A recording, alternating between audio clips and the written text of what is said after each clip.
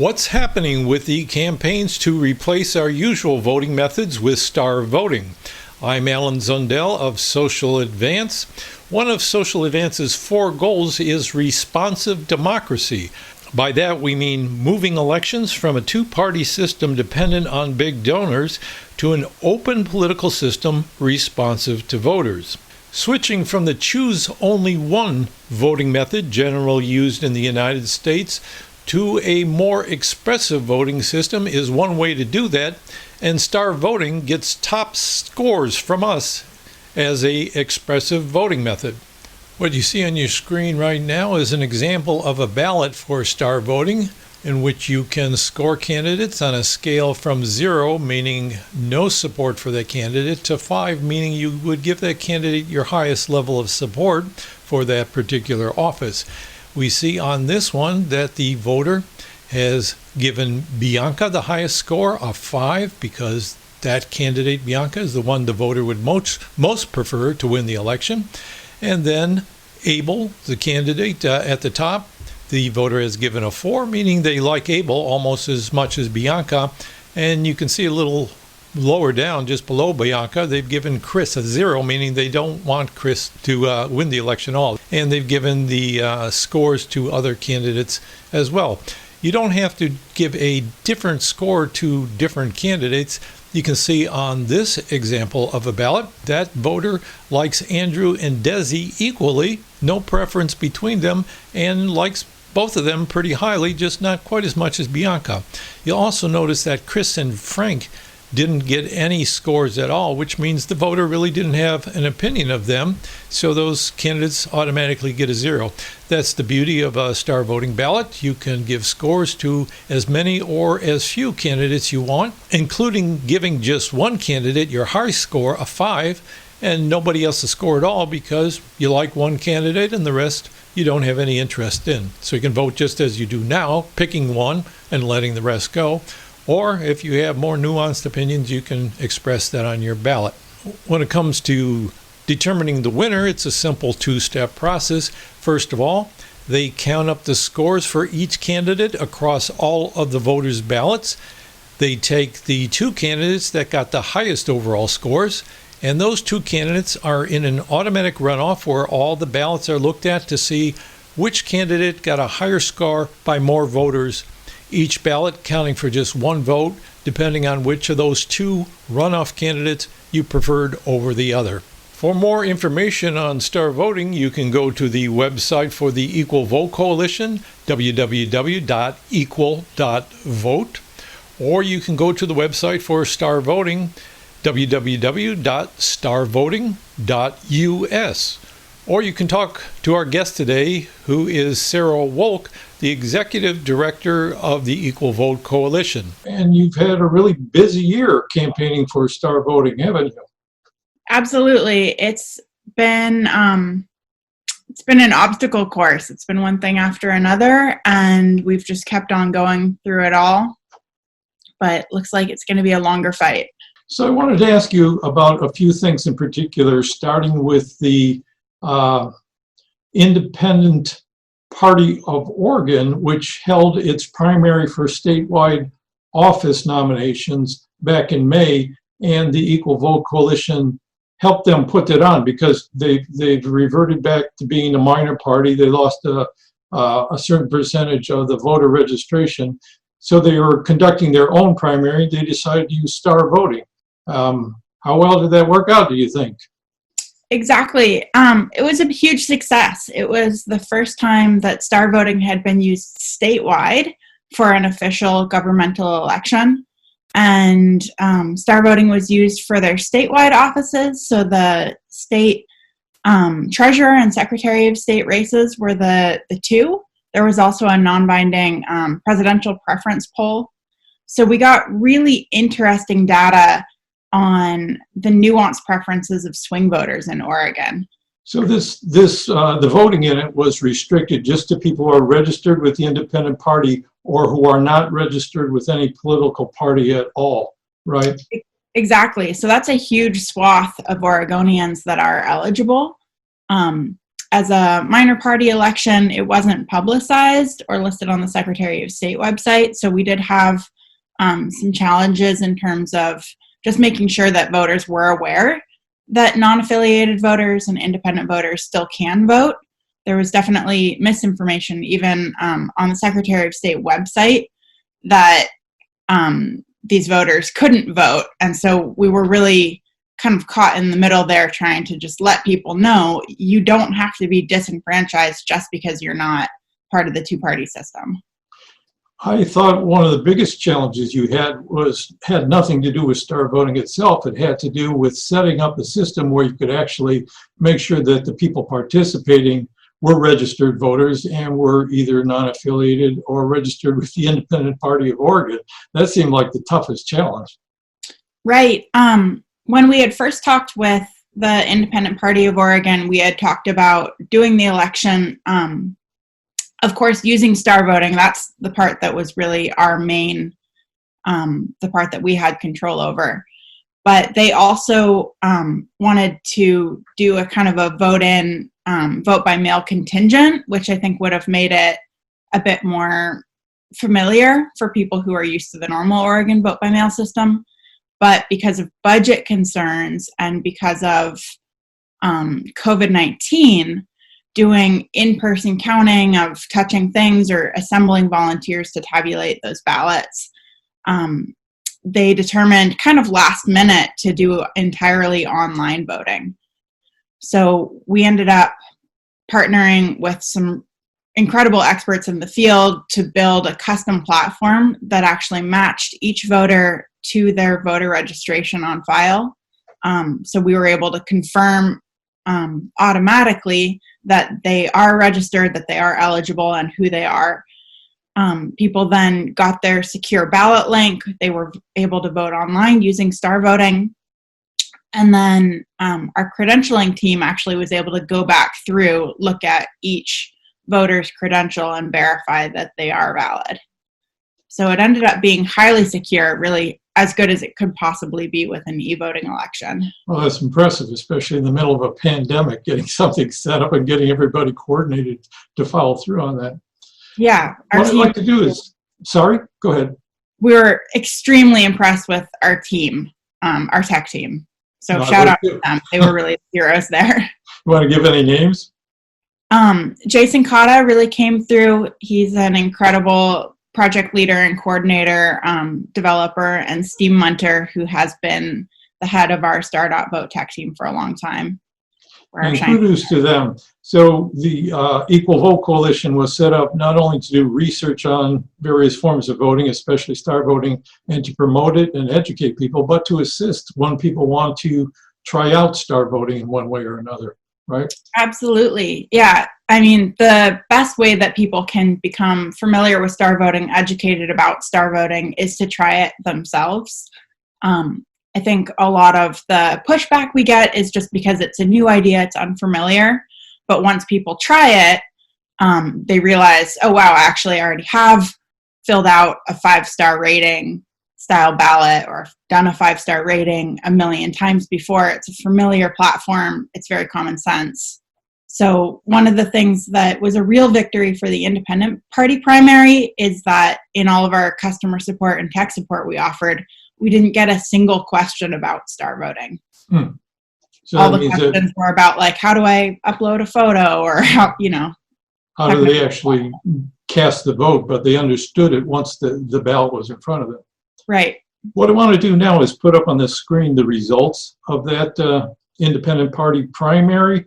Great. So that people can see how the results were calculated in a visual form. So the first race I want to look at is for Oregon's Secretary of State, and you can see on the list of candidates there that it included a Republican and a couple of independents, I think, and all 3 of the Democratic candidates. They are listed in order of what their total score was for each candidate. So that's on the left where you see the scores for each candidate. Then when you look over on the right, you can see the runoff between the 2 candidates with the highest total scores. And Kim Thatcher, the Republican, got more ballots in her favor than did her closest rival, Ken Smith. Now let's look at the race for treasurer. And here, it's the same thing. You see on the left the various candidates and the total scores they got when they were added up across all the voters' ballots, and then the runoff on the right. The interesting thing to me here is that a Republican won the race for the nomination to the Secretary of State, and the Pacific Green Party candidate won the nomination for the state treasurer. Actually, I think Chris is registered with the Progressive Party. So you had one major party candidate and one minor party candidate getting the nomination. And then finally, they had a presidential preference poll, which didn't have anything to do with nominating someone to the ballot, but it gave people an opportunity to weigh in on their preferences for president. And the three candidates at the time still in the race were Donald Trump, Joe Biden, and Bernie Sanders. And coming out on top was Joe Biden. So essentially what you had is a Republican, a minor party candidate, and a Democrat, each getting a successful result out of this, which to me says that the method of voting is not skewed toward any particular party or any particular type of candidate's advantage. Right. Yeah, that was our conclusion as well. And this election was a really fantastic case study in terms of really a stress test for a voting method. What we had was a very even split among voters of those who leaned left, those who leaned right, and those who were like strong independent voters and really voted independent whenever they had an independent on the ballot. And that's particularly the scenario where our current voting system fails catastrophically almost every time. Mm-hmm. So with the current system, you would see if you've got like the presidential preference poll had Bernie Sanders and Joe Biden running against Donald Trump. So with our current system, Biden and Sanders would have split the vote, and Trump would have won, even though he had the smallest faction of support. And by splitting the vote, what you mean is Democrats, some of them would have voted for Biden, some of them would have voted for Sanders, and even if there was a majority of Democrats, Republican would have won, even though they got a minority of votes. And it could happen the opposite direction as well if there was more than one Republican. But right. Our voting fixed that problem. Absolutely. Was there anything else in particular that came out of that independent party process that you thought was worth letting people know about? Yeah. When we looked at the Secretary of State and the state treasurer race, we actually saw that a majority, I should say a plurality, the biggest voting bloc actually did lean right in this election. But despite that, we saw Joe Biden win the presidential preference poll. So that really is kind of a referendum on Trump from the eyes of swing voters. So their votes made a difference. Right. This is really the most accurate polling we could possibly do on Oregon swing voters leading into the 2020 general election. And star voting really gives you fantastic metadata on not just who is voter's first choice, but who is their second choice and who else would they support if their candidate couldn't win. It's a more expressive ballot. If you like more than one candidate, you can say so. If you like one a lot and one very little, you can say that as well. I started to interrupt you there. This is not real good news for the Trump campaign because that was way back in May. And I think his approval ratings have only gone down since then. Right. Anyway, let's turn to something else. You also were involved in getting the state Democratic Party to use a form of star voting to select delegates for the state convention as well as the national convention. That was a little different, though, from this form of star that we've been talking about because it was choosing more than one winner. You had a real long list of candidates, and they had to pick a certain number of them to be the delegates. You want to say anything about that, how well that went, or what you learned from the experience? Yeah, that was also a really historic, unprecedented win. The delegate selection elections are nationally relevant. They elect Oregon's presidential delegates to the national convention. And historically, these elections have dozens of candidates, huge fields of candidates. And because they're delegates, they're people like you and me that your average voter hasn't ever heard of. So you end up with a lot of candidates, close races, and once again, the type of scenario where our current system really doesn't get the job done effectively.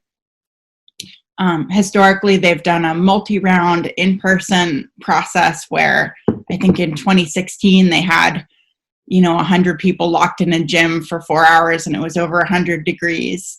So this year, when they adopted star voting, they had a vote by mail ballot. People only had to vote once. And they got really accurate representative results with this huge field of candidates. So people were able to score as many people as they want, 5 stars for their favorites, 4 stars for people that are pretty good, 1 star for people that are not that great. They were able to show degree of support, preference order, and really get representative outcomes. Did you have any feedback from the party on how well they were satisfied with it, or from the people who took part in it? I know you said for the independent party, you got good feedback. What about for this experience? Anything? Yeah. From staff and the DPO officers, like Eileen Keeley, who's the secretary, wrote a really great review just on her personal experience and the feedback she was getting, that, it would have been very difficult in a choose one only non-preference ballot to show, who her favorites were without voting against her. She wanted to be able to support her friends, support people she likes, but also really show that she does prefer the people who she politically aligns with. And she felt like Star allowed her to do both without having to kind of, overly simplify something that's really not black and white. Yeah, that's very similar to the way it works for a single candidate, in that, you're not limited in how you can express your support. Instead of just picking one, you can say what you think about as many candidates as you have an opinion on. And I guess it works the same way for a multi-winner election. Right. If there's a lot more people that you have an opinion on, you can say, I like these the best, but these almost as much, and these somewhat, but not as much. So another good experience, I guess. And finally, more recently, I guess not recently, because this campaign has been going on for a while, but you've had 2 campaign initiatives to bring star voting to local races here in the Eugene area. One for Lane County again. We had one in 2018, which just narrowly failed. And so this year, having one for Lane County and also one for Eugene, where the Lane County measure in 2018 did pretty well. But there was a lot of ins and outs on this, and a new development this week. You want to try to explain that to people? Yeah, I think the long story short is that star voting really has been a casualty of the COVID-19 pandemic in terms of those local initiatives. We were canvassing and still collecting signatures for the star voting for Lane County ballot initiative this year. And we had to call off our canvass starting on March 1st because of concern to our volunteers. And also, canvassing right now is just really difficult. Nobody wants to talk to strangers close up and touch the same clipboard and pass things back and forth. It's not a great idea. But we've been waiting to hear back from Secretary of State and county elections about safer ways that we can canvass, or extensions, or anything that can allow us to still have this ballot initiative democratic process in a pandemic. And we have not received a single response. So we're really left empty-handed. Well, it's interesting because the ballot initiative for the Independent Redistricting Commission actually got a court decision saying that the state needed to lower the signature requirements or give them more time because of the unusual conditions. So no word on application of that precedent, huh? No, and we would have to, I think, take them to court to do that. It would be great if they would voluntarily say, we've determined that here's what we're going to do for ballot initiatives in general. I think an extension would be fine. think that'd be the easiest, to just say the period that you're not canvassing doesn't count towards against your 2 years that we have to collect the signatures, and the clock could just start ticking when we start again. So you're talking about the Lane County measure, but in the Eugene measure, you actually did get more signatures than were required. And there was a glitch in how the county clerk determined the validity of the voters' signatures, and then you had to take it to the city council. Is there an easy way to explain that whole process? Because some people may be somewhat aware of it, but not understand what actually happened. Yeah, that's a long story, and I can try and break it down. I've mentioned the countywide petition and how that they give you 2 years to collect the signatures. But for city elections in the city of Eugene, they have a special clause that they only give you 100 days. And so that's a very short window. Historically, it's been almost impossible for grassroots campaigns that don't have big money funding behind them to qualify for the ballot. And for us, we really struggled. We had the vast majority of our signatures were collected by volunteers, and people really hit it hard, put their heart and soul into it, and were met with great response on the street. You know, maybe 9 out of 10 people that I talked to would sign, would get excited, would have this light bulb go off where they'd say, wow, even if my favorite can't win, my vote can count, my voice can be heard, this would bring us better accountability. This would, maybe help restore some of my faith in the political process. So we really saw a great response from the Eugene community, and then really hit a brick wall when we turned in the signatures. So we submitted almost a 30% buffer of extra signatures because not every single signature is going to be deemed valid. But they invalidated a ton of our signatures, and a number of them were invalidated based on the signature match alone.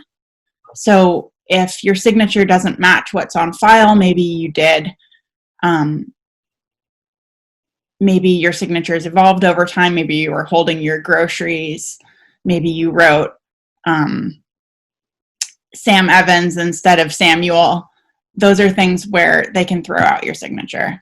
And we actually went back through line by line and found a number of signatures that did match. You could tell it was the same person. It was the same handwriting. They were writing their E's the same way, the A's the same way.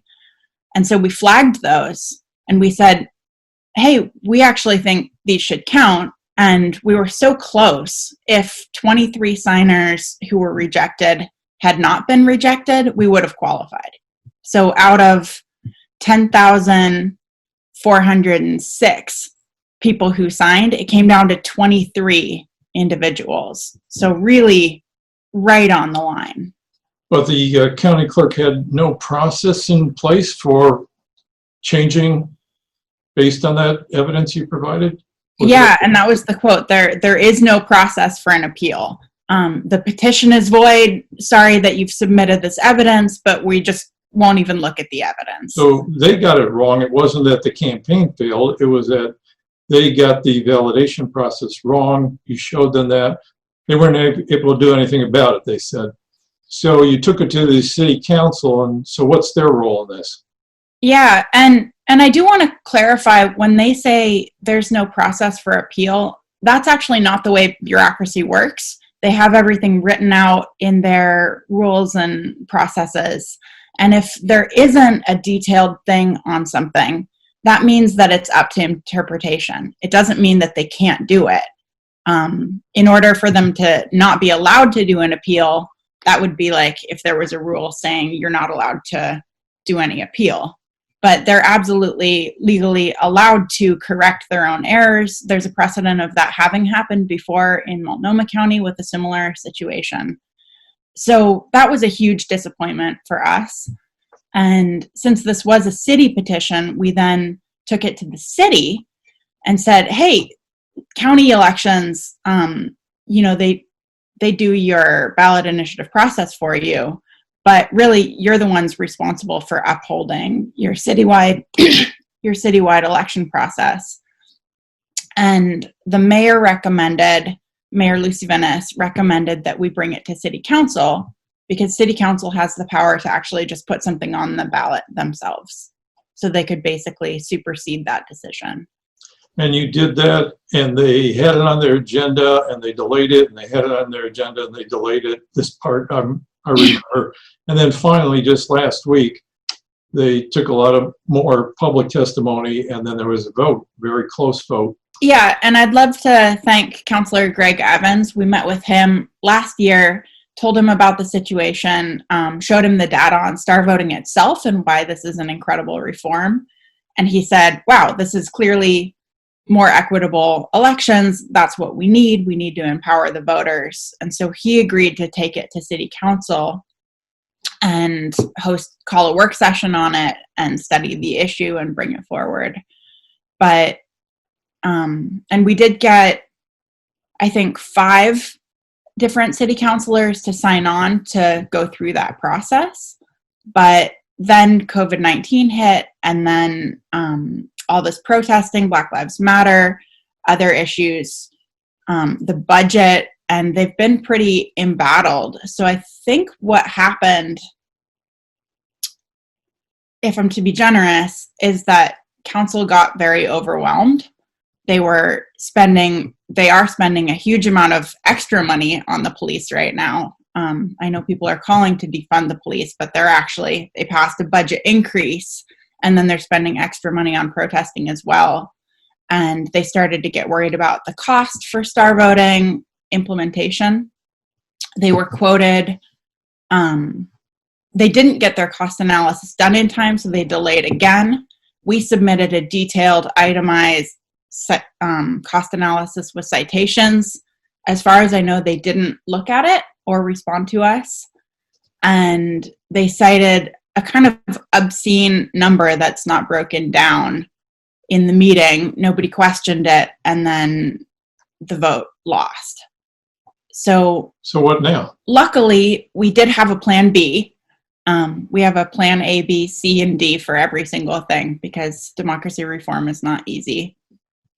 But we also had gone back to the voters whose signatures were unfairly rejected and gone door to door to a number of their houses and asked them, is this your signature on line 7? Is this your name? Did you sign? Are you a registered Eugene voter? And all of these people actually did sign an affidavit, notarized, stating, yes, I did sign, that is my signature. And so we filed a legal appeal in the courts against city and county, and we have 3 defendants of signers who were disenfranchised by this process, Chief Petitioner Mark Frohnmeyer, and also Mark Osterloh, who was our top canvasser on that legal appeal. Unfortunately, because of COVID, the legal appeal was also delayed. We submitted that last year. And our court date has finally been scheduled for next December. Which means if it gets on the ballot, that would be 2 years from now? 2022 is the soonest. So not a story with a real happy ending, although it still may turn out well. Yeah, it's not a game over for us, but it is at best a big delay. For me personally, as the executive director and really coordinator of a lot of this project, it's a huge disappointment, but at the same time, as an organization, we've really scaled out incredibly over the last 3 years in particular. We have chapters all over the country, all over the world. We have people working on this in Canada at a high level. We have people in the UK and people in Europe. And we have volunteers from all over the country who are wanting to help. And so what this delay really means is that we're going to be able to take some time to update our website, update our fundraising, update our volunteer coordination, update our national strategy, and really cross our T's and dot our I's and get caught up in a way that we haven't been able to do since I've been involved in this project. And I'll put the website address up again so that people can know where to go to find out what's happening and learn more about Star Voting and donate if they can do that. Thank you. Yeah, we're looking There's a lot going on. Any current initiatives? I know something's going on up in Troutdale, which is a little city way up north in Oregon. Right. Troutdale is the gateway to the Columbia Gorge, just east of Portland. And one of their city councilors actually has just launched an initiative, a ballot initiative to get Star Voting for Troutdale city elections. Troutdale's a much smaller town, and they just got approved to start circulating signatures. But again, we've got a new surge in COVID cases. So they did an initial pilot to try out some canvassing with hand sanitizer and masks. And the results were not great. It's not a great time to be canvassing. So for now, we've decided to focus on media, just building awareness, building the coalition through Zoom meetings and safer ways to get public awareness up. And then hopefully the situation will improve and we'll be able to hit the streets again in Troutdale and Lane County, as well as maybe some of the other places that are ready to launch initiatives. We've got. Yeah, I would think so. With all the interest around the country and around the world, you think if we ever get beyond this pandemic, there's going to be a lot of pent-up energy that's going to want to express itself politically. Already, there's a lot of pent-up energy expressing itself. But maybe some of this will get channeled into voting reform, and it sounds like people are taking the personal initiative to make it happen, not just waiting for somebody else to tell them what to do.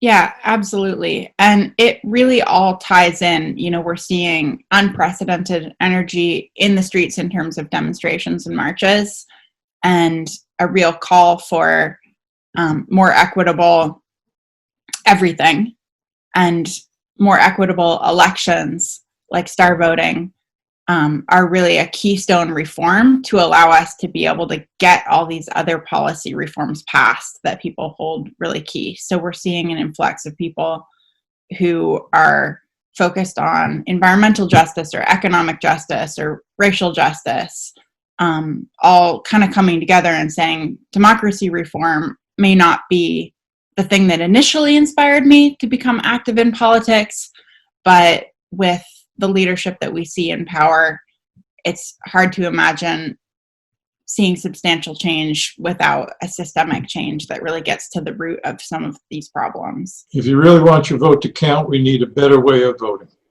Right. Yeah. Our current system is only accurate with 2 candidates in the race. That's the only scenario where you don't have to worry about strategic voting or vote splitting or the spoiler effect. And so that kind of downstream causes polarization. It causes us against them mentality, and it really leaves voters divided and conquered. So a more expressive ballot, a more accurate voting method really can substantially change a lot of those problems, or at least be a foundation where we could start to have an impact on every other issue. A really important foundation. So thank you for taking some time to talk with the viewers, and I'm behind you. Yeah, thanks for all your leadership on this issue. You were here in Lane County before me, so. Oh, you're with us in spirit and soon in physical presence as well. So thank you for that, and thank you for talking with us. Any final words? You already had some good ones. Yeah, so our main website is starvoting.us, and there's a great volunteer section, and under that we've got stuff on, you can sign up, you can endorse legislation in general, you can get involved. We now have a Slack channel where volunteers are able to coordinate and communicate around various action items. So if you're on the bench and you're angry about these outcomes and voter disenfranchisement, definitely don't wait till 2022.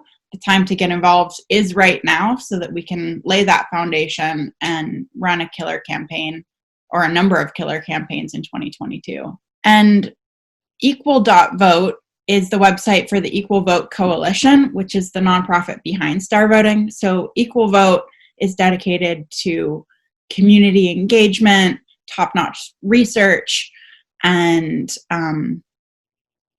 So the educational arm and the action arm, right. like a lot of organizations. Yeah, and coalition building as well for Equal Vote.